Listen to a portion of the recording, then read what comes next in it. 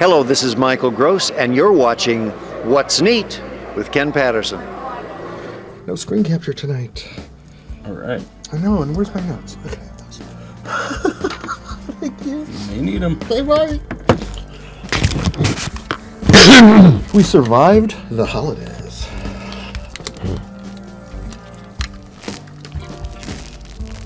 I'm putting these on just so I can hear you guys. Best hobby in the world. Yep. Okay. Yep. No there we argument go. from me. Where's Joshua to start singing something random? Yeah, we're gonna be without Josh for a while. His new restaurant's going to be amazing. It opens up in 2 more days. Yep. Can you tell me how to get to Sesame Street? Okay, copyright. Ready, set, and... The What's Neat This Week video podcast is supported by enthusiastic model railroaders just like you. These are anyway. And by GL Robotics. With over 61 colors of 3D printing filaments in stock, your gateway to new technology. Check out their website at glroboticsusa.com. And by ABR Model Works. ABR Model Works designs and makes model railway building kits and scenic accessories for HO scale, with an emphasis on ease to build and highly detailed, realistic-looking scenes, and are available at Spring Creek Model Trains. Check out their website at abrmodelworks.com. Additional support is provided by Spring Creek Model Trains, your destination for model trains. Stop in and say, wow. Check out their website at springcreekmodeltrains.com. And by Intermountain Railway Company, where the detail makes the difference. Check out their website at intermountain-railway.com. Additional support is provided by Yelsma Graphics, America's leading distributor of quality railroad art and embroidered clothing since 1985. Check out their website at yelsma.com. And by Roca Prototype Models. We make it real. Check out their website at www.rocamodels.com. Further support is provided by the NCE Corporation, the power of DCC. Visit their website at ncedcc.com. And thank you for supporting the What's Neat This Week podcast.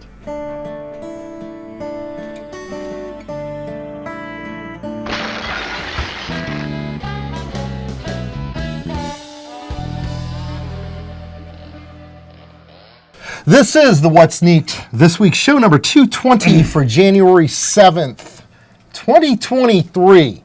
I don't know how that happened, but I like the way it looks on paper. It's good. Yeah. I'm your host, Ken Patterson, the host of the What's Neat show over at Model Railroad Hobbyist Magazine.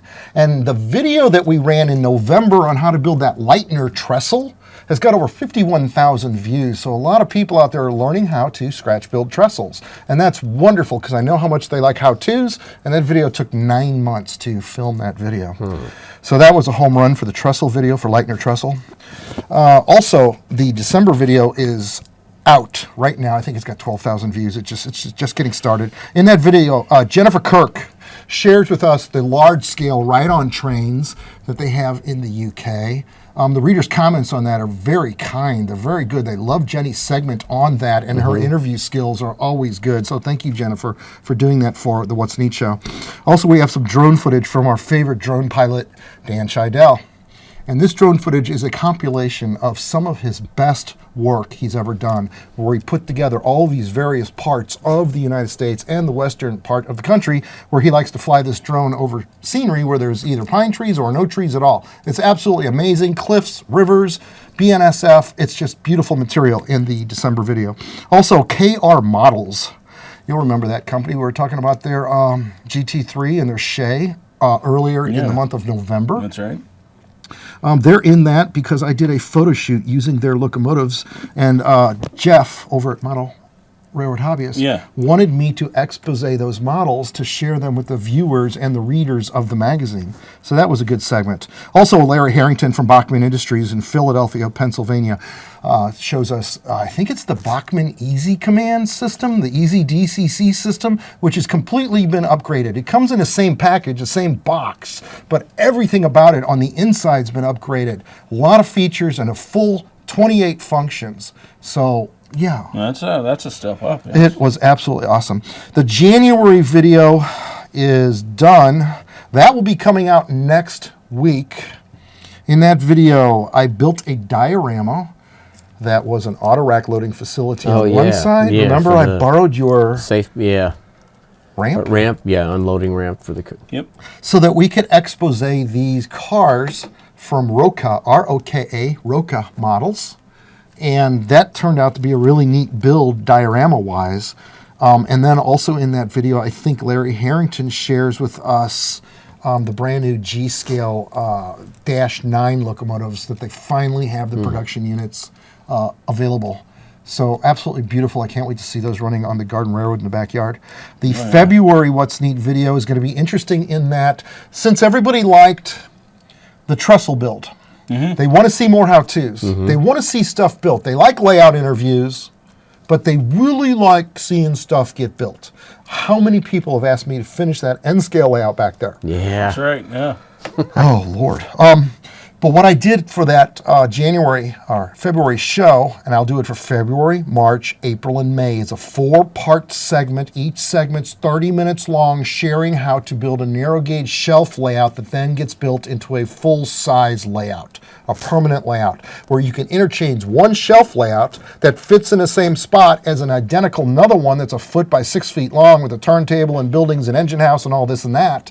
But you can switch out the one side of the layout to add variety to the layout, which is perfect for a guy that lives in an apartment or wants to have a small layout that's not obtuse like this thing in the basement down here, where it's centralized. It can be in a center part of the room. It can be run, and if they want to change it, they can rip out the one section and replace it with the other one that's already pre-built and fits. So it was an interesting concept. That'll be a 4-part series starting in February. And so with that, let's go over to Mike Budde and say, Mike, what's going on, brother? Hey, how you doing? Good. Happy New Year, everybody. Thank you. I haven't been doing too much except last couple weeks I finished a few of these cars that all started as 3D prints. And these first 3 are from John Tyson, and my layout is set in the late 70s, so I've been trying to build more 70s era cars. So this first one is a 73 Monte Carlo, and the second one is a 72 Pontiac, and then this third one is a 71 Ford. And they're all just regular cars that, you know, you saw a lot of back in the 70s. And Right. so then this last one is from Barry Benoit up in Massachusetts, the guy that's been sending me 3D stuff. I had him print me some car bodies. I had to come up with the interior and wheels, but the ones he sent me are really nice. I mean, the print is just amazing now. So the only striations at all I could see were on the very front of this car, and I didn't do anything else to this other than prime it and paint it. So 62 Impala has always been one of my favorite cars, and it's one that's never been mass-produced in HO scale for sure. Right. Yeah, I've noticed that if you adjust the layer height, you can go down to 0.1 millimeter. The typical layer height is going to be thicker than that. What's a layer height? That is, you know, 3D prints, they print layer in layers. resin. The thickness. Okay. Right, the thickness Gotcha. of the layer. As you get the layers thinner and thinner, those striation lines really disappear. Of course, you're dealing with a print that now takes 10 hours instead of the original 3 hours. But but it's amazing the difference that it makes. So the finer the layout, the finer the detail. Yeah. Is that filament or resin? That's with resin. Okay. I mean, it would work that way with filament too, but I think your limitations with filament would be considerably higher than with resin. I think, yeah, definitely for fine detail like this kind of stuff, resin is the way to go. So, Wow. Anyway, remember Jens Johns? Yeah, right. Jens Jan. That Yes. was it. Jens I Jans. think Jens Jans. He came down here and stood in the Yes, basement. We right. made him appear with the magic wand. We had a little fun with that video back when What's Neat videos were fun to make I because we think had this time. Ford and this Monte Carlo are his files. I Okay. think. So his files have improved. They don't have Oh, the yeah. tree rings in them like we No, used to show before. But now Shapeways does the printing for Jens. Okay. So I don't know how much control he has over the actual finished product. The last few things I've gotten from him have been really, really smooth, but not quite as fine as this. I mean, this just blows me away. A lot of those layers really do appear in the slicing process. They may not be in that original 3D file. Yeah. But when they're actually laying it down to the printer and determining how thick they want each layer to be. Are the tires also part of the kit? No, I had to come up with my own wheels for all of these. That's the way the resin kits generally are sold. Okay. Yeah. So. Automotive paint? Scotch tape windows? Yeah, Scotch tape windows. Yeah. These are all automotive. So you could make too. another. You said 71 and 72, right? Yes. Another auto rec load for the era. Oh yeah. No. They're good. I mean, these are actually resin castings of the original print that I had. So, I could mass produce these. I made a few of these Fords, nice. but I don't want to get off the. So, and that's probably the way to do that, because when you go into, even if you own the 3D printer, that if you can just do the one print that really meets your expectations and then cast the rest of them, that could save time and probably, I'd guess, would wind up being just a little bit cheaper. Probably. Well. Are you still using bare metal foil, or do you paint everything silver for the bumpers on the front and the back? The bumpers all are done with the Molotov marker now. It's a chrome. What's that? It's a chrome marker. Chrome marker. It's been out for a couple of years now, but it's something I've dreamed of since I was a little kid. Actual chrome paint coming right out of a marker. It's absolutely amazing how well that thing works. Really? Yeah. What's it called?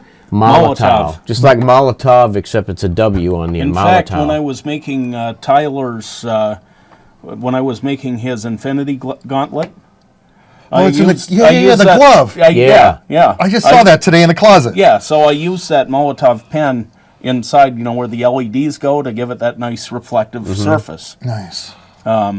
With the jewels on top. Right. He's kept that. He's Yeah. kept it.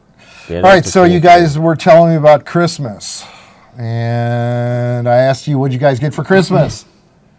No train stuff. And the answer was kind of, yeah. Well, Santa's wad got blown on those PA1s from Rapido. And of course, Rapido comes around to tempt me again. Now they're producing the PA1s that the Santa Fe rebuilt, the one and only ABA set that they rebuilt with EMD 567 prime movers. And it turned out to be a successful failure, as it were, because the locomotives were around and lasted for a long time, but they decided it just was not worth the effort to do the upgrade. Yeah. Dan Parmalee called me up yesterday. He wants to fly his plane down here, his private little plane. Oh, yeah? And come here at the end of January, the 1st of February, and come hang out on the bluff and watch the river go by and laugh at the folly of life. But he said that he saw those PAs that you had gotten and shared. Yeah. And he found a set 2 weeks ago and bought them. Santa Fe, War Bonnets, Rapido, PAs, ABA set. Those are beautiful locomotives. So he's happy as can be. Yeah. He's happy as a clam. Yeah. Oh, yeah. So I was really happy to hear from Dan. Thank you, Dan, and be careful flying down here. We look forward to having you as a guest. Also, on the 21st of this month, we will have Dr. Robert Steers in the studio. Right. And I look forward to his expose and presentation with regards to these beautiful safety pack auto racks. Safe pack. Safe packs. Right. Me and Ed Dressel called them safety packs. So it's my NNS, but it's beautiful. Yeah. All three different variations. It's amazing, and I look forward to hearing what he has. I want to interview him further about his company and share how people can start their own companies in this industry if they so desire. I think that'll be an interesting segment. Talking about 3D printing, let's talk about this 3D pen. Yeah. That GNL Robotics, Greg Summerland was telling me about now for the last 4 weeks. Every time I talk to him on the phone, he's talking about a 3D pen. And on his website, one of them's called the SL200 starter set for $39.99. $39, you get this pen. Yeah. The filament goes through it, and you can hand hold it and print objects or build up objects. You basically draw in 3 dimensions. I saw someone at the St. Louis Science Center in their creator lab using something similar a couple years ago, and he wasn't making a model. It was some kind of indescript, like lattice work thing that he was just kind of doodling Yeah. out. The neat thing about these pens is that they have the potential to take the software out of it, because you don't have to design your So you don't have to download design your anything? thing in Blender or download it or worry about Yeah, that. that's interesting. You got to have a steady But hand, though. you have Otherwise, to have a very steady hand. I'll be interested once he sends us a copy to see what we can do with it. One potential that I've thought of, if you're wanting to do a suspension bridge, for example, that Yes. you could perhaps draw on the cables. Yeah. If you can keep that steady hand. Straight edge. Yeah. Well, he's videotaping a fine young lady, next Thursday in his studio that has gotten relatively good at using this pen. And one of the things he described to me, which I remember on the Midwest Valley Modelers, taking brass wire and making garden hoses for outside various properties. Models, right? Yeah. The spigot. And she can do that with the 3D pen. Yeah. Just like that. No, there's a potential. That doesn't even need to be that straight. yeah, Right? Yeah. right. And the squiggly hoses is just fine. That's how they all are. But on the other hand, easy. if you get on the internet and you start checking out YouTube videos, there are people that are making some relatively complex models of like a dragon head. One video I looked at tonight was a Harley motorcycle, but it looked like there was a lot of filing involved on that project, whereas the 3D pen gave you the basis for the formation, and then you finished it off with a file. And that makes sense to me too. You mean Think like, about that. like a file that you... A diamond file. Yeah, Just okay. filing it smooth, Not getting a out the 3D file. striations, and making things the way they should be. So there's a lot of credence to this idea of the 3D pen, especially to get you started. Come on, Right. $39.99 for the Yeah. basic set. They have an advanced professional pen, they call it, which is $69 on GNLRoboticsUSA.com website. $69, and that's it. Those are two models that he's got. So it sounds interesting in that it's Yeah. not intimidating. Yeah. It's not computer programs. It's not you with the laptop designing.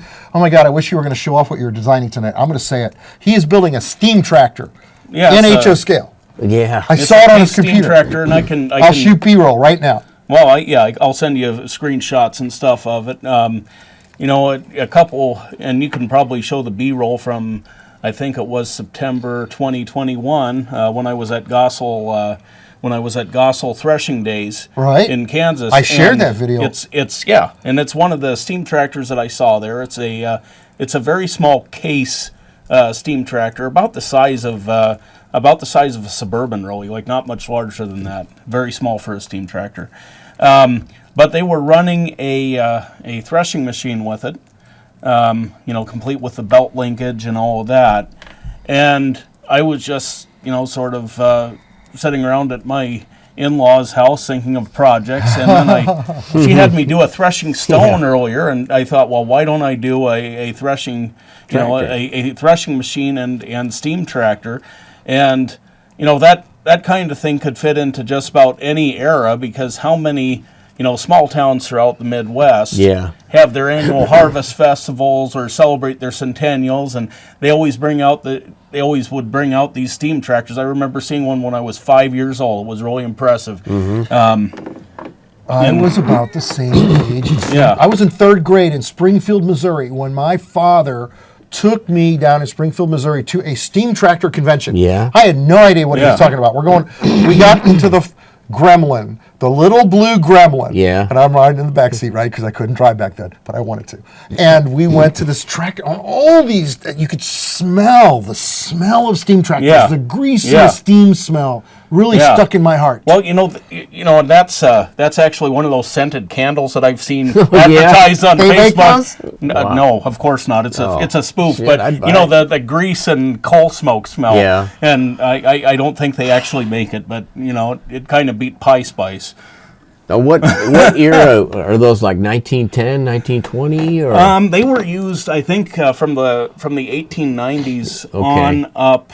Probably not much later than 1910, 20, when internal combustion came in. And that absolutely killed them, because you could because Right. the internal combustion was more reliable. It was The smaller, fuel was it was easier lighter. to transport. You didn't have to Safer. worry about running out of water. Yeah.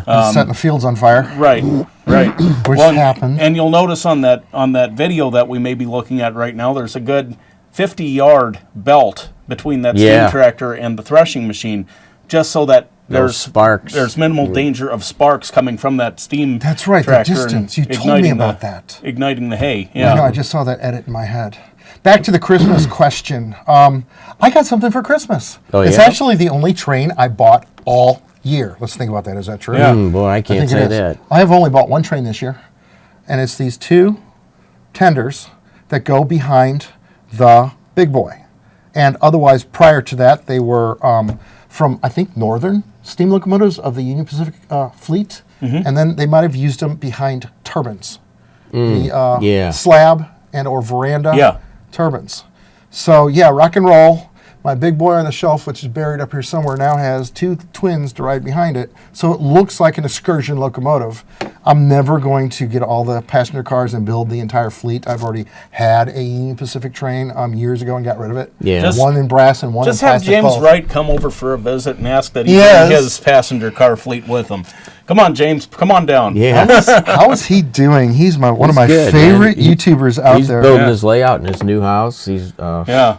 he's getting along pretty well. Now Now he had suspended People's Choice Awards for this year. Yeah, I or heard at least that. for the foreseeable, because of his family obligations and professional obligations. He's not able to make it to the train shows, and so he doesn't quite feel he's as abreast of what's going on Right. as he needs to be to do the People's Choice Awards. Yeah. But hats off to a strong tradition and a strong channel that he's kept running all these years. I agree. Right. He's a stand-up, first-class guy.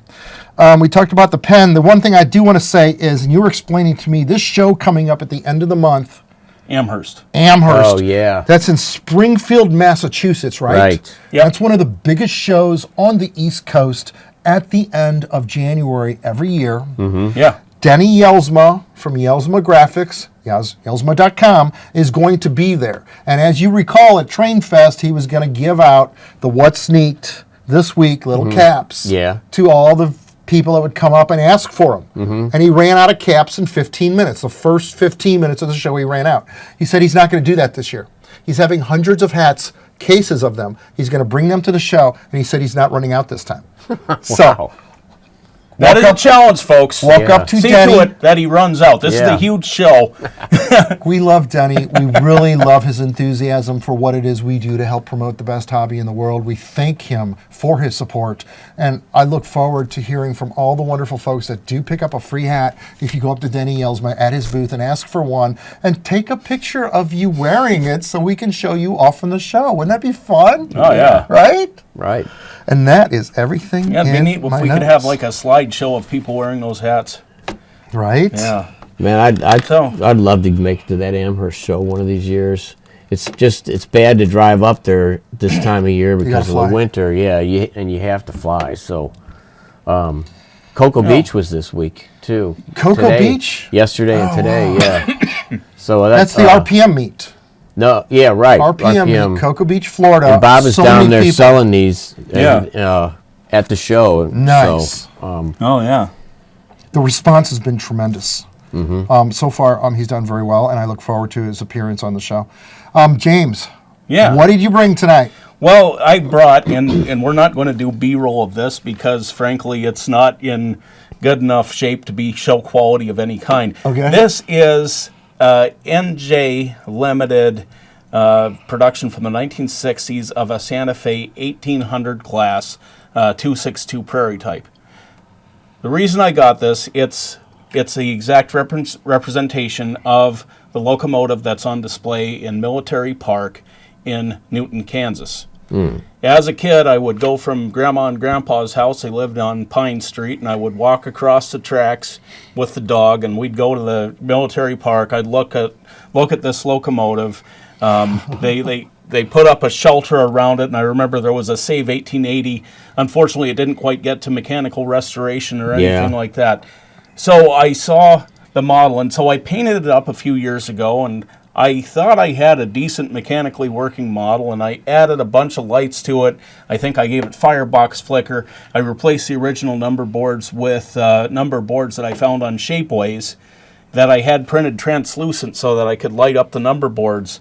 I did up the class lights so that I could light those as well. And all the lighting worked. I have a blurry picture of all the light working. Unfortunately, the linkage was not quite right on this thing. Oh. I tried it out at K10s, and it just would not run. And I was just... I was just devastated, and so went into the box. And in fact, some of the initial problems that I had with this thing, it was made in the 1960s. Right. Some of the parts had started to fall off by the time I got it, and so I was looking for a resistant solder, and I saw one of Ken's videos, and I thought, well, I should I should seek out Ken Patterson. Maybe I could use the resistant solder to fix some of this up, but. Right. But is that a United or a PFM? This is NJ International. Yeah, that's a silver box, right? Yeah. Silver blue labels. Yeah. Silver Nice. box, blue labels. It's right over there. Yes. But Man. yeah, so I painted it up, done it up pretty nicely, and then the thing didn't work properly. What a bummer. Now what I've worked on since, one of the first things I did, of course, was replace the original open frame motor or open armature motor with a can motor, and that screwed up the alignment. And so more recently I've gone in and designed 3D motor mounts for it, printed out in resin. I've drawn up, I think this represents where the mount should be, like to the frame for the motor mount. So I'm working on a new motor mount that will actually sort of cradle the motor a little bit better, so that it'll hopefully snap into place, that I won't have to glue anything, and that the resin will then snap into the shell, so everything will be immobile, but without having to use any glue, because I'd just soon be able to take it apart again if need be. Nice. So, yeah, it's been a work in progress. I'd given up on the linkage a couple years ago and I asked. can help you with that. Well, yeah, I'd asked Robbie Hansen if he'd help me with that, and he gave it some great effort, gave it a new gearbox and everything, so that it has a brand new gearbox in it, a really nice one. Nice. That he very generously installed. And unfortunately, it's just proven to be a bit of a big challenge for all of us. So it's, Very cool. Yeah. Someday it'll get working. Very cool. All right, guys, best hobby in the world with us, some of the best people in it, all our friends out there to watch the show. We're going to take the NCE Hammerhead here. I'm going to give it to James. And I looked through Model Railroad Craftsman this week at the grocery store. And the one thing about the system is that's specified over and over again is how it's upgradable. Yeah. How it's scalable is the word they use, scalable. From the smallest layouts to the largest layouts, this system can provide you everything you need to operate as many trains as your heart desires perfectly. Right. It works, which is one thing I say about it. Another thing that they create, and there's a lot of different products on their website when you go to the website, and the one thing that popped in my head that I saw was they've got this system where you can control all the turnouts on your layout. Using this, hitting the right buttons, it's a module that plugs into the rest of the system, and you can wire up to your turnouts. There's an ad running in the current issue of Model Railroad Craftsman that I saw that explains all about it. Otherwise, check it out at the website at and I know that ncedcc.com. I know that NCE with some of their boards has also been huge in layout automation as well. That like those train detectors that can throw turnouts automatically, and I think this was even, you know, before we now have this layout command control that's come out, but they were definitely working in that direction. It works. As long as you keep batteries in it, she works. Yeah. Now, Joshua Sugarfire Barton last night had their first test run of the new store, the new Sugarfire location down in Arnold, Missouri, and it was a success. There was a lot of people there, and I will tell you, it is probably some of the very best ribs I have ever had, and I don't mean that lightly, because I've tested everybody's ribs around here because I love ribs, and those were just falling off the bone, tender, perfect. Joshua, hats off to you in the rib department. But the restaurant will be open in 2 more days. Everything's full steam ahead, and there's a lot of train photos hanging up in the restaurant. So it's got a bit of a Highway 55 theme. It's not really it's the Route 66 55 theme, and also the train theme. So what Joshua's got to work on eventually is like Fritz's in Kansas City. They have a train system to actually deliver your meal to the table, which would be neat. That would be cool.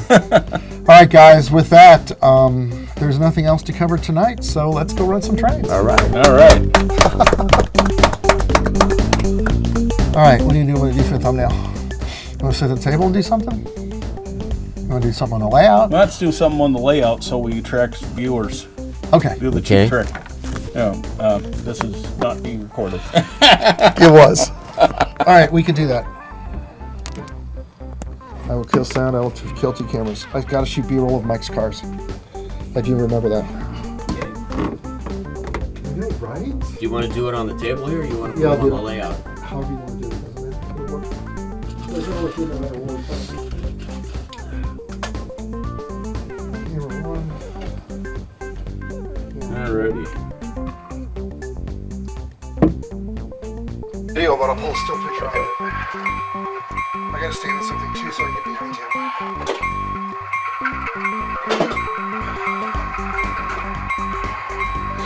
Alright. Are we supposed to be looking at the camera or looking at the train? At the camera. Okay. Let's put it on my Right? toe. Is James's face in there? Because I can't see anything with these glasses. Yep. Are we all good? It's recording right now, right? It's on record. Okay. Alright, I need you to look at the camera. Do we want to wave? Or just smile? I guess we can wave. You want to wave? Alright, here we go. We're waving. Yay! That should be good. All right. Good job, Lana. I want the plane. Sweet. Alright. Here comes a plane. The old TWA airplane. They found a Sharpie marker one day, and they became...